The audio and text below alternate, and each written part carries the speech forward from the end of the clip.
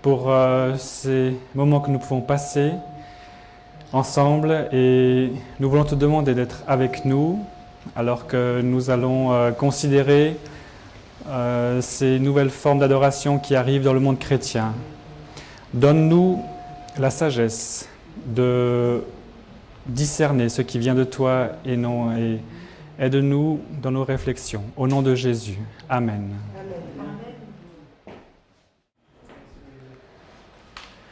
Alors pour commencer, je vais vous raconter une petite anecdote.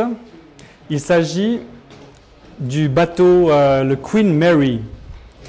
Le Queen Mary est un bateau qui existait avant la Deuxième Guerre mondiale. Il a été inauguré en 1934 et c'est un bateau qui est beaucoup plus grand que le Titanic en fait. Il faisait 340 mètres de long, 12 étages de haut, 60 mètres de haut. Une puissance de moteur 160 000 chevaux de puissance pour un poids total du bateau de 81 000 tonnes. Énorme bateau. Et le Queen Mary a même battu un record de traversée de l'Atlantique le 30 août 1934, dans lequel, à la vitesse de 30 nœuds de moyenne, il a traversé l'Atlantique en moins de 4 jours. Ce bateau était un bateau très luxueux également. On pouvait se faire aménager les cabines à sa convenance. On pouvait mettre des voitures dans le bateau, il y avait des cabines spéciales pour les animaux domestiques, les chats, les chiens. Et même selon les passagers, on pouvait leur redécorer leur cabine à leur convenance. Et le Queen Mary est aussi un bateau qui a été très utile durant la Deuxième Guerre mondiale. Il transporta environ 700 000 personnels militaires durant sa carrière, pour un parcours total de plus de 800 000 km. Il a fait 1000 traversées de l'Atlantique en transportant des millions de passagers. Depuis 1967, qu'est devenu le Queen Mary, la ville de Long Beach, en Californie, a acheté le bateau. Et actuellement, il a été transformé pour un coût total de 63 millions de dollars.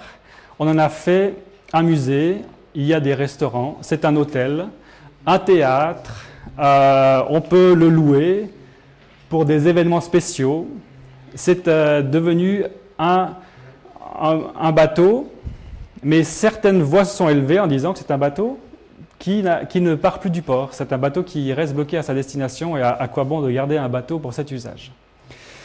Alors la question qu'on va poser, c'est se pourrait-il que certaines églises ressemblent à un paquebot comme le Queen Mary, qui en fait reste sans destination? Et certaines églises modernes pourraient-elles répondre à cette définition? Alors pourquoi de nouvelles formes d'églises sont-elles nécessaires? Parce que dans le monde occidental, surtout, on est face aux défis du monde qu'on appelle post-moderne. On a affaire à une sécularisation importante des sociétés occidentales où l'individualisme augmente. Et il y a toute une population des papy boomers qui étaient les jeunes adultes, qui sont les jeunes adultes et qui vont devenir les papy boomers. C'est toute une génération qui n'a pas connu la guerre et qui est maintenant en force et qui est en majorité dans le monde industrialisé. Donc des personnes qui sont assez à l'aise financièrement, qui ont tout ce qu'il leur faut dans la vie et qui cherchent quand même une spiritualité. Donc il y a quand même un besoin de spiritualité qui existe. Alors, beaucoup de personnes se sont posées des questions. Comment atteindre cette population de personnes sécularisées? Et ce qui a été retenu, vu qu'on est dans des sociétés de consommation, on s'est dit pourquoi ne pas utiliser les principes du marketing aussi dans le monde spirituel? Et en prenant les principes du marketing, on utilise des concepts comme public cible, ou bien région, endroit, ou produit offert, et on essaie de mettre en adéquation les différents éléments pour en fait avoir des clients. Alors, dans ces nouvelles formes d'église, on appelle les clients les unchurched, les personnes sans église. Ça, c'est le public cible, c'est les personnes qu'on cherche à atteindre avec le message de l'Évangile. Et on cherche aussi à rendre les services et les cultes et puis toutes les activités de l'Église seeker-friendly, c'est-à-dire agréables aux personnes en recherche. Donc, il y a une grande population de personnes qui ne sont pas satisfaites avec une église traditionnelle, alors on essaye de rendre ces églises agréables à cette population. Et en général, ces personnes qui sont dans les églises traditionnelles cherchent des formes d'adoration qu'on appelle dynamiques, n'est-ce pas? Parce que c'est comme ça que l'on parle en langage moderne pour atteindre les personnes. Quand on parle de positionnement ou de région, où se trouve cette population que l'on veut atteindre? Eh bien, la population mondiale se concentre essentiellement dans les villes. Donc, c'est dans les villes que l'on va surtout trouver ces nouvelles formes d'église. Et il y a un produit qui est offert. Le produit, c'est le royaume des cieux. Et comment peut-on offrir le royaume des cieux? Alors, on essaye de préparer des programmes. On essaie de mettre l'Église en phase avec la culture des fidèles. On essaye de trouver des programmes qui sont adaptés. Et on fait un séquencement, on fait des programmes pour les tranches d'âge, pour les minorités sexuelles, gays et lesbiennes, pour les minorités linguistiques. On partage ces efforts. Quelques caractéristiques de ces nouvelles formes d'église. On met surtout en avant le sens du fun, n'est-ce pas? Parce que dans notre société occidentale, c'est les loisirs qui doivent augmenter, n'est-ce pas? Le travail sert uniquement pour les loisirs. Donc, quand on va à l'église, eh bien, on prend du temps pour aller à l'église, c'est-à-dire, il faut que ce soit agréable, on veut qu'il y ait une fête. Il y a aussi beaucoup de petits groupes qui se réunissent parce que beaucoup de personnes ne se sentent pas à l'aise dans un service formalisé, donc on cherche à créer des petits groupes pour atteindre ce public de jeunes adultes. Et on met l'accent sur la célébration, praise, celebration. C'est important, la louange, toujours dynamique et qui est établie avec de la musique plutôt excitante ou à forte charge émotionnelle. Donc, en général, les orgues sont mis de côté. Ce n'est pas l'instrument adapté pour ce genre de congrégation. On a une volonté d'être proche de la culture du monde, c'est-à-dire, on va faire une ambiance plutôt relaxe. Donc, qu'est-ce qu'on va faire? Par exemple, on va transformer l'église en un café. On va mettre les tables et puis on va servir le café pendant le culte, n'est-ce pas? C'est pour que l'ambiance soit agréable et que ça soit proche de la culture du monde. On va utiliser un nom qui n'est pas le nom d'une congrégation ou d'une dénomination. On va se détacher d'une dénomination, on va utiliser un nom, par exemple communauté de l'eau vive ou bien communauté, je ne sais pas, de l'arc-en-ciel ou de la colombe, ou je ne sais pas. On ne va pas utiliser un nom de dénomination. Et on est fatigué de l'Église actuelle, mais on a quand même un sens de spiritualité qui est développé. Et alors, mais par contre, les personnes pensent que l'Église est décalée par rapport à la culture, globalement. Et quel est le moyen qui est utilisé pour ces nouvelles formes d'église? On voit d'après les caractéristiques que transformer une église traditionnelle en une nouvelle église, c'est très difficile. Alors, ce qu'on va faire, c'est qu'on va implanter une nouvelle église, on va créer une nouvelle église. C'est beaucoup plus facile de commencer dans un local qu'on va louer quelque part, une salle polyvalente, un restaurant, quelque chose à l'écart. Et on va appliquer les principes de ce qu'on appelle l'engineering théologique. Alors, quels sont ces principes de l'engineering théologique? Parce que c'est quand même très scientifiquement étudié, ces choses-là. Alors, l'engineering théologique, ça a été défini en mettant des points, des points clés qui doivent toujours se retrouver. Premièrement, le style de musique sera toujours d'un style contemporain. Parce qu'on va dire que les personnes passent 80% de leur temps à écouter de la musique contemporaine, donc l'Église doit offrir la même chose. On va mettre un grand accent sur la louange. Et il faut une mise en scène professionnelle, parce que cette population de jeunes adultes est habituée aux médias, est habituée aux productions hollywoodiennes, donc elle ne se contente pas de bas niveau, n'est-ce pas? On attend quelque chose de top professionnel. On utilise des sketchs et des théâtres, beaucoup. En ce qui concerne la partie spirituelle, elle doit être courte, 15 minutes maximum. Elle doit toujours intégrer de l'humour et elle doit être d'un niveau très, très bas spirituellement pour que tout le monde puisse avoir accès, n'est-ce pas? Il ne faut pas parler de points doctrinaux qui pourraient porter à réfléchir trop. Non, non, ça, c'est pas le but. Le but, c'est d'être vraiment très, très abordable.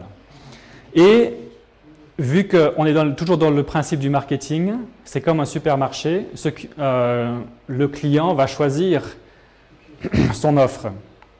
Et alors, chacun doit être libre d'entrer et de sortir comme il veut. Il faut une liberté.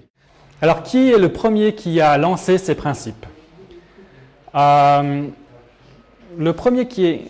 créateur de ce concept est un homme qui s'appelle Robert Schuller et qui est actuellement responsable de la Crystal Cathedral.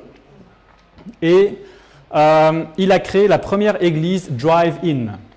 C'est une église où on va avec la voiture et puis on se parque comme un McDonald's drive-in. Et il a aussi créé le Robert Schuller Institute, dont les élèves les plus connus sont Bill Hybels, Rick Warren. C'est des noms très connus aux États-Unis. Ici en Europe, peut-être un peu moins, mais je pense que quand même, on les connaît.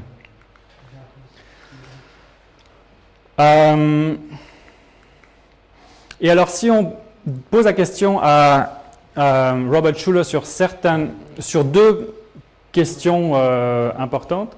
Alors, premièrement, ce qu'on va dire, c'est que ce qui est important, c'est que moi, je me sens à l'aise. C'est moi qui suis important, n'est-ce pas? Parce que c'est moi le client. Et si on pose une question par rapport au péché personnel, comment se définit le péché? Parce que finalement, le problème du monde, c'est le péché. Alors, la définition qui va être donnée dans le livre Self-Esteem: toute condition humaine ou action qui vole à Dieu la gloire en empêchant un de ses enfants de ses droits à une divinité. N'est-ce pas? Donc, les hommes doivent sentir leur divinité pour rendre gloire à Dieu. Le péché est le profond manque de confiance qui sépare de Dieu et me laisse avec un sentiment de honte et de dévalorisation.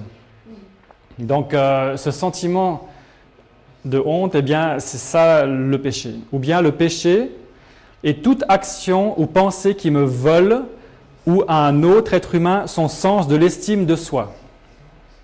Alors ça, c'est vraiment important parce que l'estime de soi doit être augmentée, n'est-ce pas? Sinon, ça ne m'intéresse pas.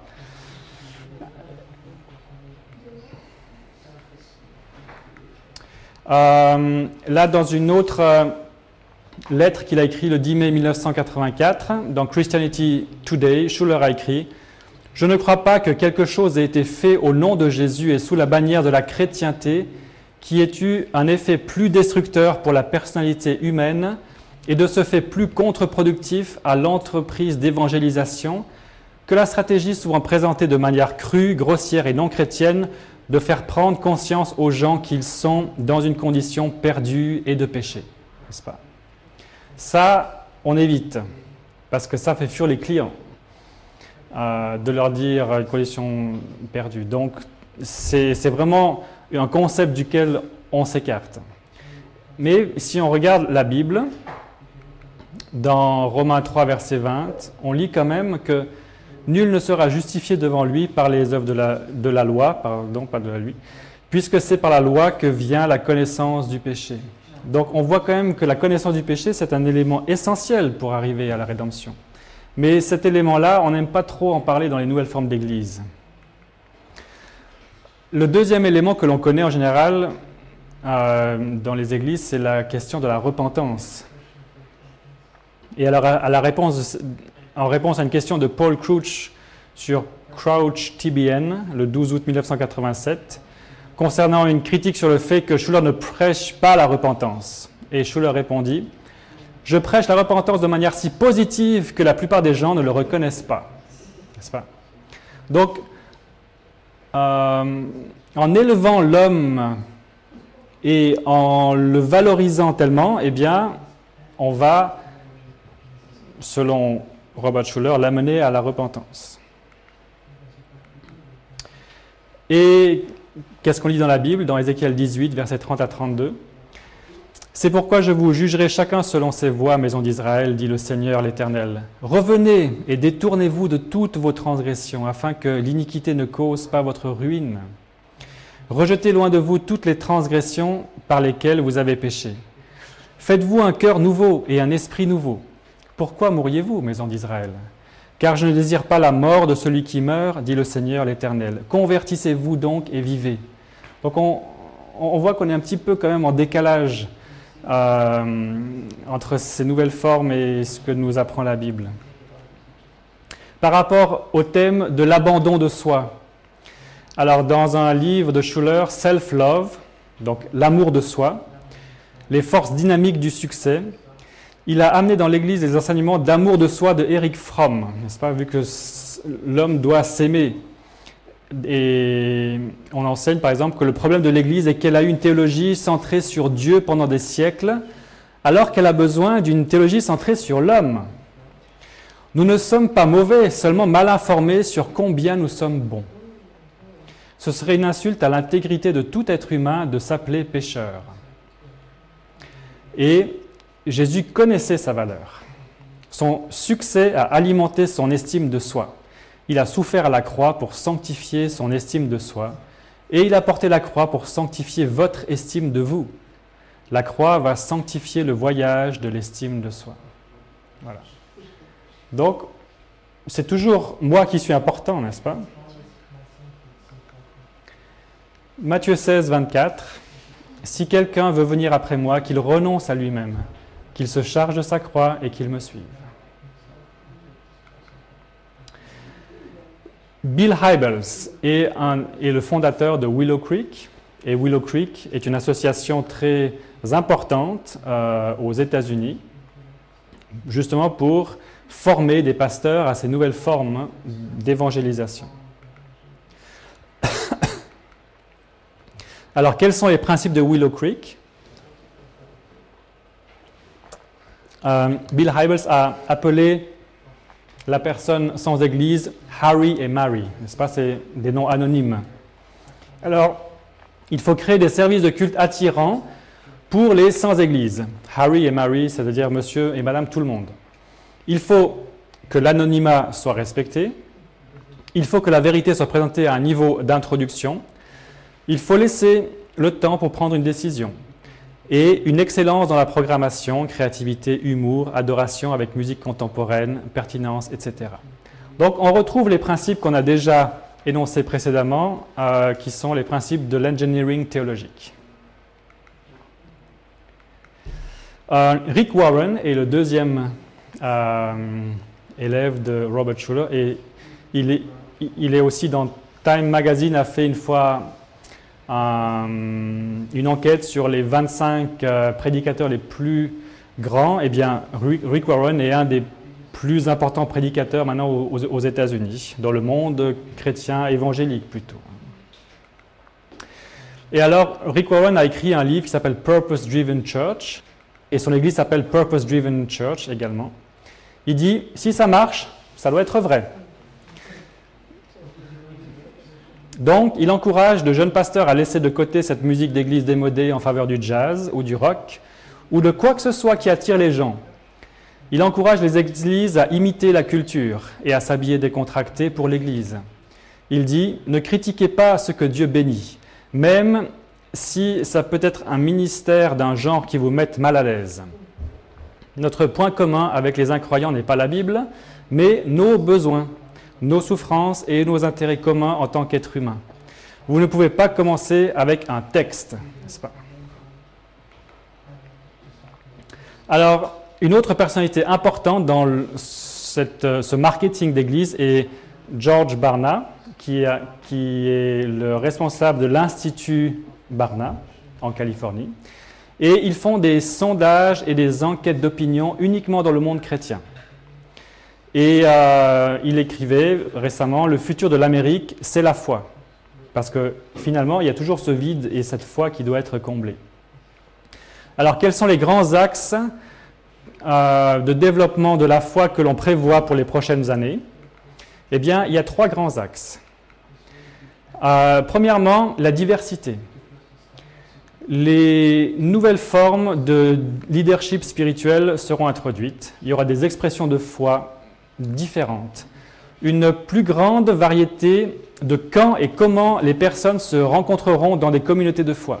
L'écuménisme va se développer alors que les générations émergentes prêtent moins d'attention aux doctrines et plus d'attention aux relations et aux expériences. Et on verra aussi un plus grand réseau de micro-communautés de foi construites autour d'affinités de style de vie, comme les homosexuels, les professionnels d'un secteur économique ou d'un marché qui partagent leurs expériences. Parce que ce qui est important, c'est toujours les personnes. Donc les personnes vont se mettre ensemble et puis elles vont, selon leurs affinités, se mettre ensemble, faire des petits groupes, etc. Donc ça, c'est la diversité. Le deuxième axe de ce qu'on va voir dans les prochaines années, c'est la bifurcation. On va assister à un élargissement d'un fossé entre ceux qui sont engagés intensément et ceux qui sont engagés occasionnellement dans les questions de la foi. Donc la différence va devenir frappante entre ceux pour qui la foi est le centre de la vie et qui vont construire leur vie autour de la foi et ceux pour lesquels la foi sera un ingrédient supplémentaire à leur vie qui est déjà bien riche et qui est déjà bien établie, n'est-ce pas? Donc la foi est comme un produit que l'on va prendre dans sa vie pour essayer de remplir un vide ou un besoin que l'on a. Et le troisième axe, c'est l'utilisation des médias. Les contenus spirituels et les expériences seront de plus en plus en relation avec des médias, ce qui va avec la tendance générale de la société.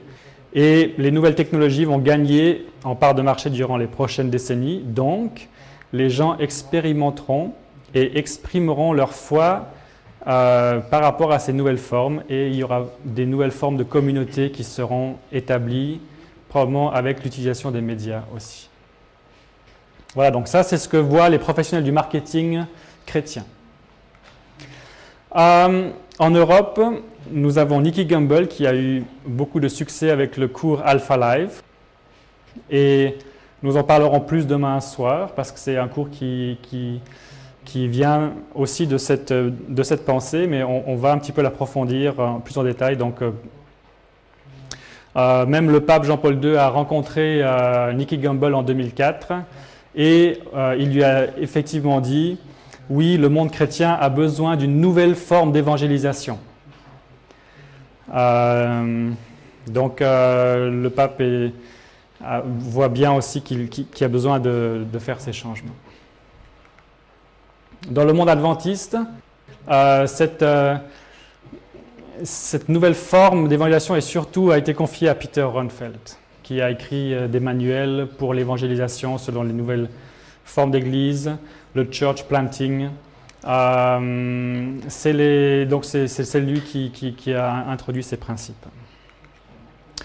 Pour vous montrer et pour vous illustrer un petit peu qu'est-ce que ça donne en pratique, je vous propose une petite vidéo d'un mouvement que j'ai appelé charismatique, mais qui est une congrégation sans dénomination. C'est la Lakewood Church qui a été fondée par la famille Austin et qui est au Texas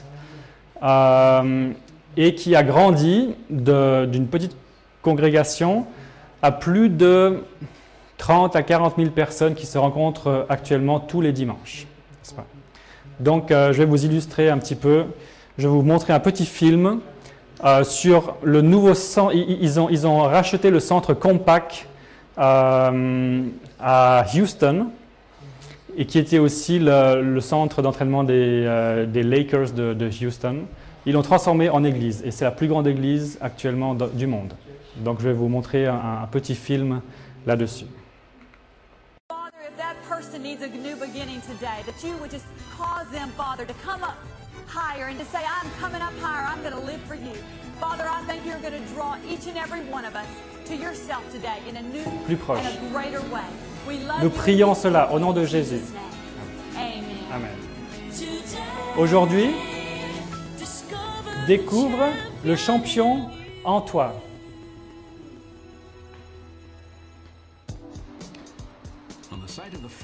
Le nouveau centre Compaq, l'horloge a avancé et la nouvelle église de Lakewood a pris forme.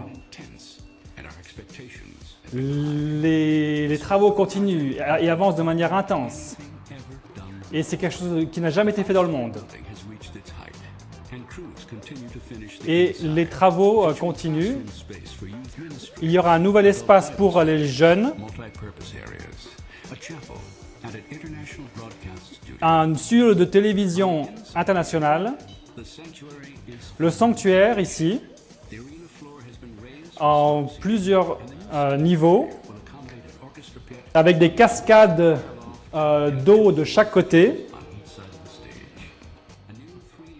et un nouveau système de lumière, son et lumière, qui est le top mondial, pour que l'expérience de l'adoration soit incommensurable.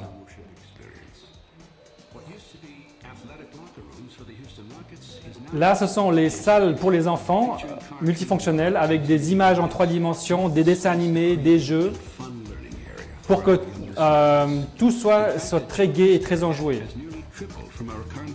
Et les jeunes sont très importants pour la nouvelle congrégation, les générations futures. La nouvelle infrastructure va doubler la capacité de l'Église, qui sera la plus grande congrégation des États-Unis. Ici, l'équipe a dit que ce projet devait être fait en 3 ans. Mais grâce à Dieu, elle a fait en seulement 15 mois.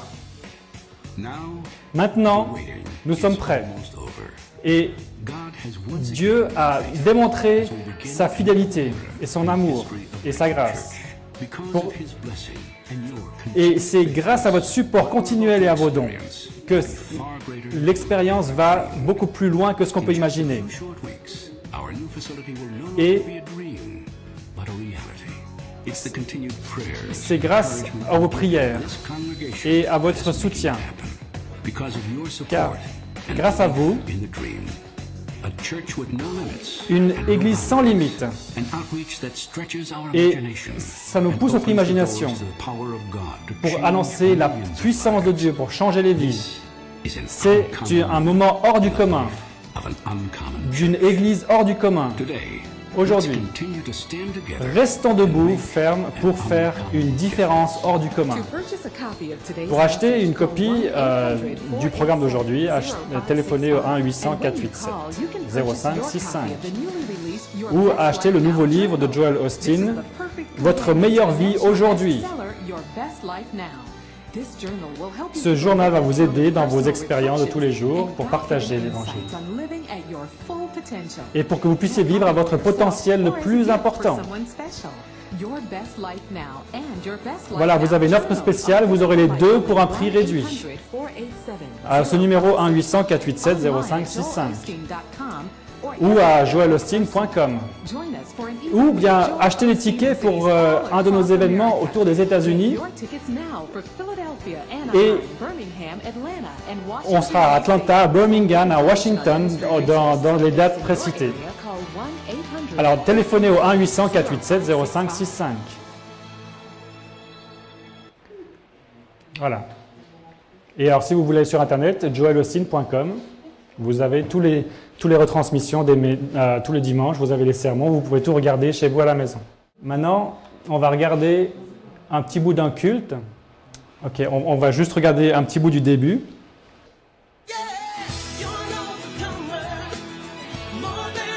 Tu es quelqu'un qui te surpasse. Tu es plus qu'un conquérant. Aujourd'hui, découvre le champion qui est en toi. Que Dieu vous bénisse. Bienvenue à Lakewood. C'est une joie de vous voir. Et nous sommes excités. Je sais, Dieu va récompenser ceux qui le cherchent. J'espère que vous êtes venu avec un cœur plein d'attente. Je sais que si vous faites votre part, eh bien, Dieu va faire la sienne. Et Dieu va vous remplir jusqu'à la limite. Si vous avez fait des fautes la semaine passée, laissez tomber, c'est pas grave. Mettez toute votre énergie dans la louange à Dieu. Aujourd'hui, c'est un nouveau départ, un nouveau commencement.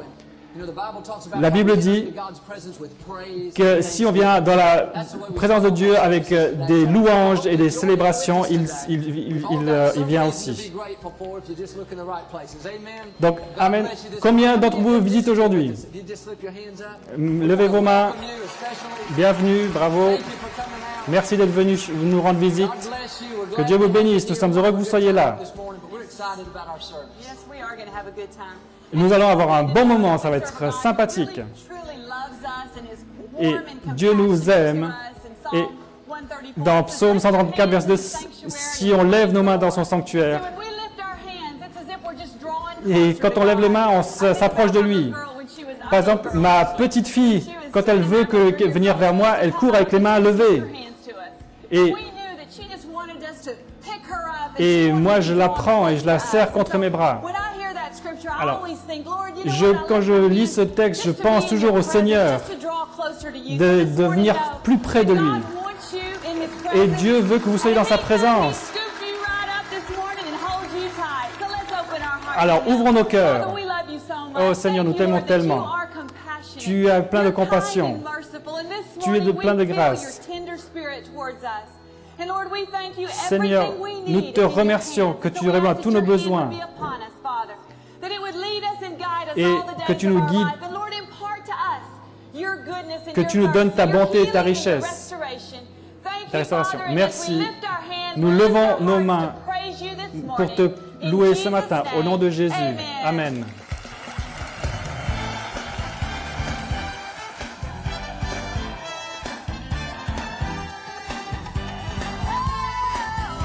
Voilà, donc maintenant c'est la partie de louange qui commence. Et c'est super professionnel, hein, c'est vraiment...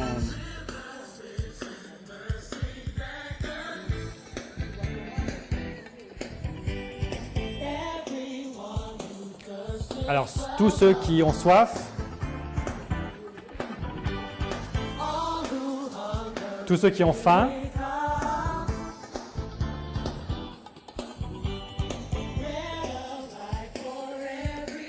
du pain de vie pour tout le monde. Gratuit pour tout le monde. Gratuit pour tout le monde. À travers toutes les limites.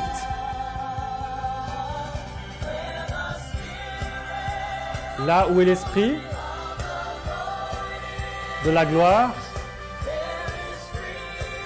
il y a de la liberté. Liberté pour tous. Là où l'esprit de la gloire,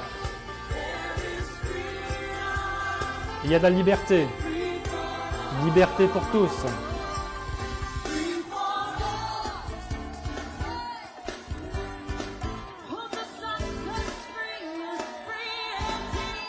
celui qui nous libère. Alors chantez avec moi. Ceux que le Fils rend libres sont vraiment libres.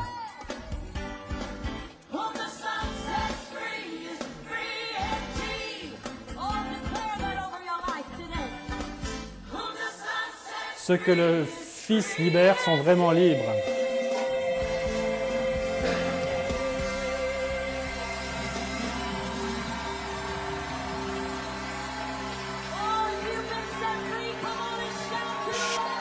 Lancez un cri à Dieu. Voilà, on va arrêter.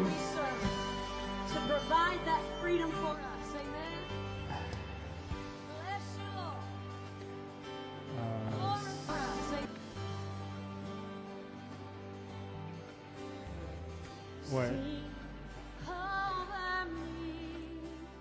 Quand il commence le sermon, il commence par un gag. Et ce qu'il dit globalement, il dit, bon, le gag, il n'a rien à voir avec le culte, mais c'est juste un gag comme ça. Alors, c'est l'histoire d'un couple qui vient de se marier, et puis ils partent avec leur cheval, et puis leur chariot avec le cheval. Et puis tout à coup, le cheval ne veut plus avancer, puis la femme, elle descend, et puis elle dit au cheval, je compte jusqu'à 1, jusqu'à 2, et puis elle sort un revolver. Et puis le mari, il dit, mais qu'est-ce que tu es en train de faire? Tu vas tuer le cheval. Et puis après, elle retourne au revolver contre son mari, elle dit, je compte jusqu'à 1, jusqu'à 2. Voilà, c'était un petit gag pour commencer. Alors il est en train de donner ça en introduction, puis après il va parler de différentes choses. Voilà. Donc les messages importants sont les messages qui, d'abord, puissants de la louange par le rock chrétien, toujours. Découvrir toutes les bonnes choses que Dieu met à notre disposition. Donc, nous allons être heureux lorsque nous aurons la santé, le travail, l'amour et la richesse. Si nous avons ça, eh bien, Dieu veut nous aider à amener ce plus grand potentiel. Donc, on va prêcher dans ces axes-là. La pensée positive précède notre vie. Si vous avez du mal et des difficultés, c'est signe que vous n'êtes pas encore assez proche de Dieu. Nous déclarons que nous avons toute la puissance. L'emballage est très important. Et on va souvent mettre l'accent là-dessus. On va le dire, on ne change rien, on ne change que l'emballage. N'est-ce pas? C'est un des arguments qui est souvent mis en avant. Et alors, l'ambiance, c'est à la louange, au rire sacré, la joie d'être sauvé. Et si on interviewe Joel Osteen, pendant longtemps, les églises ont rabaissé les gens. Les gens recherchent de l'inspiration et des encouragements. Il y a tellement de voix négatives qui nous rabaissent durant la semaine. Les gens répondent lorsque vous leur dites qu'il y a un grand futur devant eux. Vous pouvez laisser votre passé derrière vous. Des buts élevés, dit-il, sont ceux qui vont au-delà des murs de l'église. Je veux atteindre ceux qui sont dans le voisinage, les gens qui ne sont pas très confortables avec leur foi. Je crois que nous sommes dans une société où nous sommes si distraits et occupés, il est plus difficile de capter l'attention des gens. Nous essayons de packager ou d'emballer tout le service. Je n'aime pas utiliser le mot de production ou de show, c'est plutôt emballage. Il sait que certaines personnes ne viennent que pour la musique, et c'est une bonne chose. N'importe quoi qui les fasse passer la porte. Et Austin dit aussi, donc c'est une conclusion logique, nous savons déjà qui est important, c'est moi. Mais ça fait que confirmer ce qu'on savait déjà. Nous voulons savoir comment maintenant ce moi peut se réaliser. Et dans l'évangile d'Austin, Jésus est à la périphérie. L'interview continue. Certains critiques disent que votre théologie est sucrée ou candide. Et il répond, il n'y a pas de substance. On dit qu'il n'y a pas de substance. Ils font juste ce qu'il faut pour que vous vous sentiez bien. C'est vrai. Mais je ne peux pas dire qu'il n'y a pas de substance lorsque vous prêchez de laisser en arrière le passé, de pardonner, de ne pas être égoïste. Juste un message d'espérance et de victoire, n'est-ce pas? Sur la culpabilité, qu'est-ce qui est la chose la plus importante pour passer par-dessus la culpabilité et la honte? Parce que ces sentiments sont toujours là. Eh bien, nous devons nous pardonner nous-mêmes pour les fautes que nous avons commises. Beaucoup de gens me disent « je ne ressens pas que Dieu veut me bénir ». Donc vous voyez qu'on est toujours en cercle fermé, on doit se pardonner à soi-même. Si nous ne nous pardonnons pas à nous-mêmes des fautes que nous avons commises, et tout le monde a fait ses choix, certains pires que d'autres, nous n'allons jamais expérimenter la bonne vie que Dieu nous réserve. Il s'agit juste de changer votre attitude et de réaliser que Dieu vous donne votre valeur. Même si l'ennemi essaye de vous dévaloriser, il faut résister, il faut laisser partir ce sentiment et réaliser que c'est Dieu qui me fait et je suis qui je suis. Donc des principes qu'on trouve dans la psychologie aussi, n'est-ce pas? Se pardonner à soi-même, se valoriser, etc. Et sur le jugement, par exemple, certaines personnes disent « Eh bien, tout cela est si positif. Ma vision est que la Bible dit « C'est la bonté de Dieu qui amène les gens à la repentance. » Ça vient directement de la Bible. Ça, on l'avait déjà entendu chez Robert Schuller. Je ne crois tout simplement pas dans la condamnation des gens ou l'attitude de jugement. Alors ça, l'attitude de jugement, c'est la pire des choses, n'est-ce pas? Vu que chacun individuellement a le droit d'exister comme il est, on ne va surtout rien dire. Oui, il y a une manière de condamner les gens, de les frapper et de les faire se sentir mal. Ça peut peut-être faire changer certains d'attitude, mais je crois plus au parler vrai et leur dire que Dieu a de bonnes choses en réserve. Certaines personnes n'aiment pas lorsqu'on est positif. Cependant, nous avons vu des milliers de vies changer, alors je n'y prête pas trop d'attention. Alors, certains titres de sermons: élargissez votre vision, accrochez-vous à vos rêves, la prospérité financière, votre valeur inestimable aux yeux de Dieu, passez par-dessus le plus grand obstacle pour la guérison, développez la foi qui fait des miracles, de la foi pour changer votre monde, croyez en Dieu pour les plus grandes œuvres, faites tout ce que vous pouvez pour réaliser vos rêves, vivre une vie d'excellence et développer votre potentiel. C'est toujours la valorisation de soi. Alors, si on analyse un petit peu les nouvelles formes d'adoration, c'est une réconciliation de la spiritualité avec le monde. On met les choses ensemble. Une adoration basée sur les besoins de l'homme et une adaptation à la culture.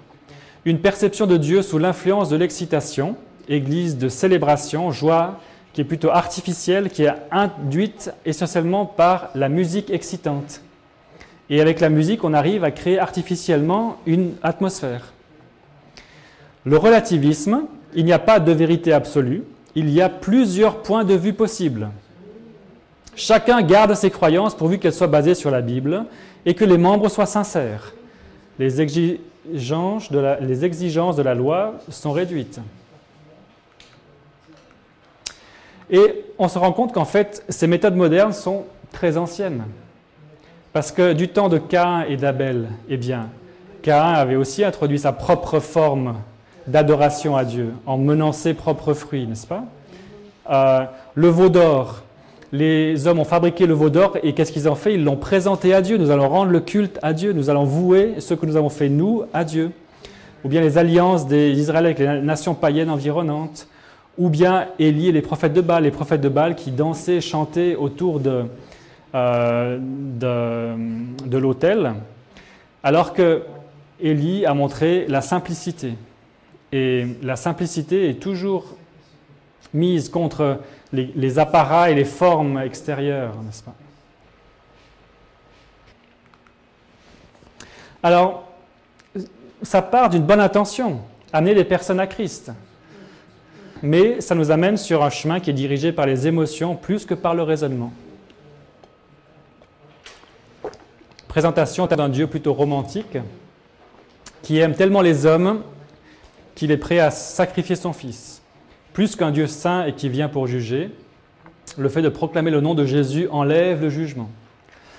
La joie charismatique est une joie artificielle, hilarante, qui doit être ravivée chaque semaine. Donc chaque semaine, il faut revenir pour remonter. Le chrétien proclame son salut de manière apparente. La vraie joie chrétienne est plutôt une joie profonde et reconnaissante, mais en même temps humble devant le prix du sacrifice de Dieu. L'excitation par la musique produit une stérilisation de la vraie spiritualité profonde.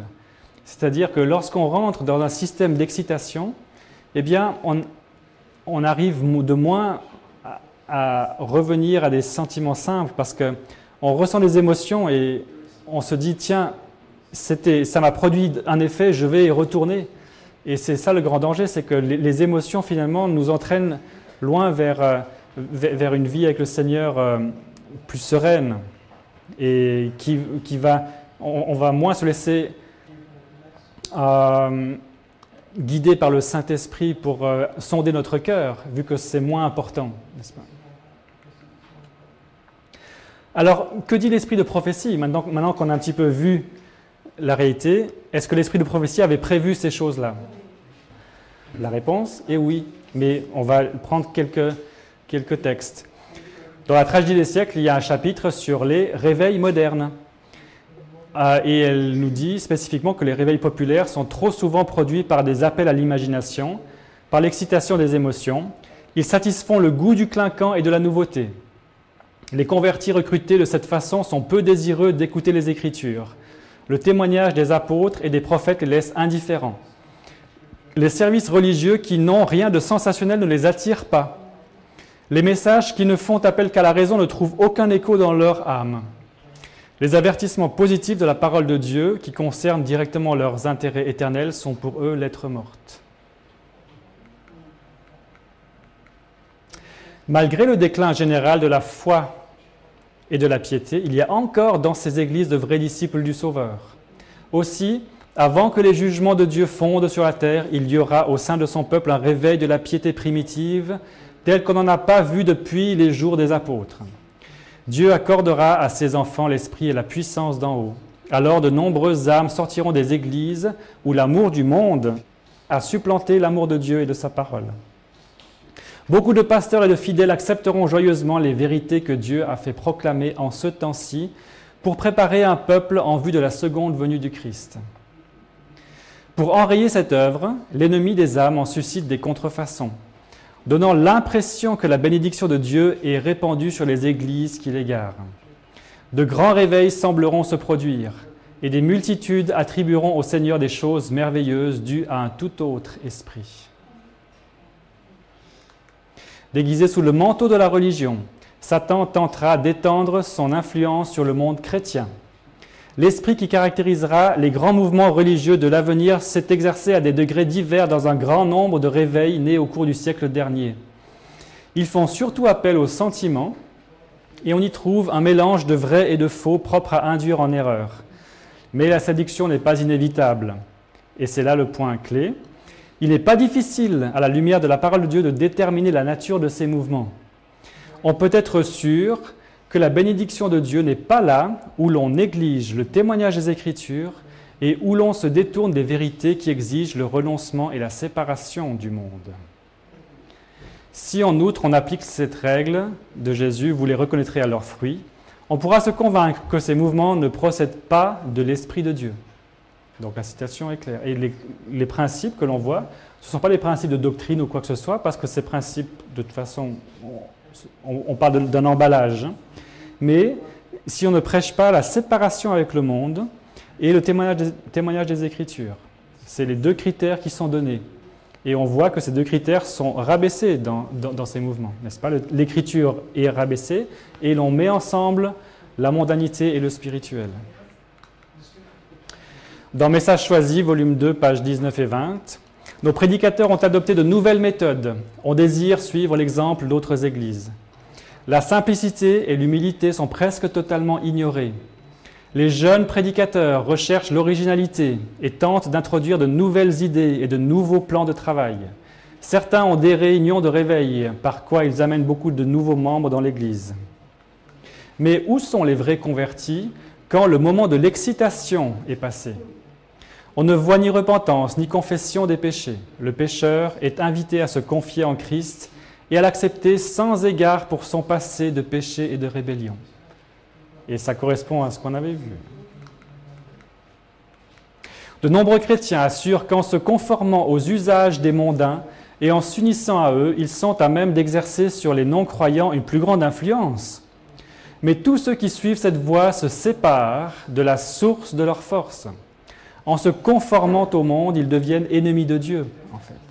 Donc l'intention est logique, si on dit qu'il faut prendre les méthodes du monde pour être dans le monde, mais en fait on voit que c'est le contraire qui se passe, il y a plus de personnes qui sortent.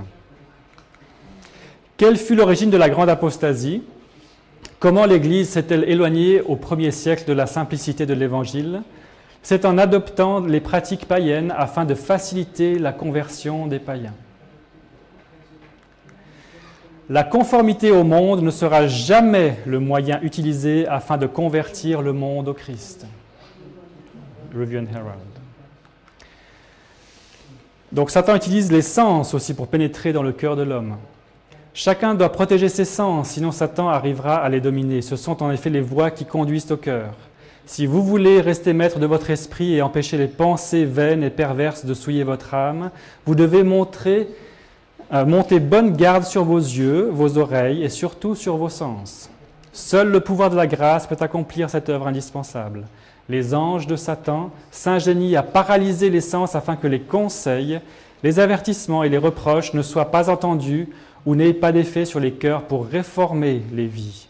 Et c'est vrai que quand on est bombardé de musique, de visions qui touchent les sens, eh bien, c'est comme si on devient un peu plus paralysé pour entendre la voix de l'esprit. Et du temps d'Ellen White, il y avait aussi déjà une doctrine qui s'appelait la doctrine de la chair sanctifiée, qui voulait mettre ensemble la chair et ce qui est saint, n'est-ce pas? Et ça se passait en Indiana. Alors elle nous dit, la manière dont les réunions ont été conduites en Indiana avec du bruit et de la confusion n'est pas faite pour les recommander aux yeux des personnes réfléchies et intelligentes. Et d'après les témoignages qu'on a pu avoir, le genre de musique qui était jouée, c'était plutôt une musique genre Armée du Salut, avec des trombones, etc. Donc ça, là, maintenant, on voit qu'on est déjà allé beaucoup plus loin. Rien dans ces démonstrations n'est de nature à convaincre le monde que nous avons la vérité. Le bruit et les clameurs ne suffisent pas à prouver la sanctification ou à attester la descente du Saint-Esprit. Les choses que vous avez décrites comme se passant dans l'Indiana sont justement celles que le Seigneur m'a montrées et qui doivent se produire avant l'expiration du temps de grâce. Toutes sortes d'imprudences seront commises. Il y aura des clameurs avec tambour, musique et danse. Des êtres raisonnables en auront les sens si confus qu'ils seront incapables de prendre de bonnes décisions. Et c'est cela qu'on attribue à l'action du Saint-Esprit. Donc, ça nous montre que ces choses, on les voit arriver maintenant, et ça nous montre que nous sommes tout près de la fin du temps de grâce, en fait. Prophétiquement, c'est ce que ça nous montre. Le Saint-Esprit ne se manifeste jamais par de telles méthodes, dans un bruit infernal. Il y a là une invention de Satan visant par des moyens ingénieux à neutraliser les vérités pures, authentiques, ennoblissantes et sanctifiantes, destinées à notre temps. Mieux vaudrait se passer de musique dans nos cultes d'adoration que d'employer des instruments de musique comme il m'a été montré en janvier que cela aura lieu dans nos congrès. Parce que la vraie adoration est une adoration simple. Dieu n'est pas intéressé à un apparat extérieur de bruit. Ce qui l'intéresse, c'est un cœur simple, un cœur converti qui vient à lui. Et ça se passe dans la simplicité. Des grandes expressions bruyantes, Dieu regarde plus loin, il regarde au cœur. Et il y a un autre chapitre dans Tragédie des siècles qui s'appelle le spiritisme, et où il nous parle du spiritisme moderne. Elle nous dit « Il est vrai que le spiritisme change actuellement de formule. Voilà ce qu'il a de plus choquant, il prend un déguisement chrétien. Mais ces déclarations faites en public et dans la presse depuis des années sont connues, et c'est là qu'il montre ce qu'il est réellement. Il ne lui est possible ni de nier, ni de cacher ses enseignements. Et sous sa forme actuelle, loin d'être plus inoffensif, il est plus dangereux parce que plus subtil. Autrefois, il rejetait tant Jésus-Christ que les Écritures. Il professe maintenant les reconnaître l'un et l'autre. Mais l'interprétation agréable au cœur irrégénéré qu'il donne de la Bible annule les vérités les plus solennelles de celle-ci. Il insiste sur l'amour, qu'il cite comme le principal attribut de Dieu, mais dont il fait un sentimentalisme efféminé qui distingue à peine le bien du mal. Donc le romantisme, n'est-ce pas? Parce que c'est l'homme qui est mis en valeur et Dieu qui vient. Et Ellen White nous dit que c'est du spiritisme. La justice de Dieu et son horreur du péché, les exigences de sa sainte loi sont passées sous silence. Le décalogue est déclaré lettre morte. Des fables alléchantes et fascinantes prennent la place de la parole de Dieu. Jésus-Christ est tout aussi bien renié qu'auparavant, mais Satan aveugle tellement les hommes qu'ils ne discernent pas ses pièges. Peu de gens se rendent compte de la puissance de séduction du spiritisme et du danger que courent ceux qui se placent sous son influence.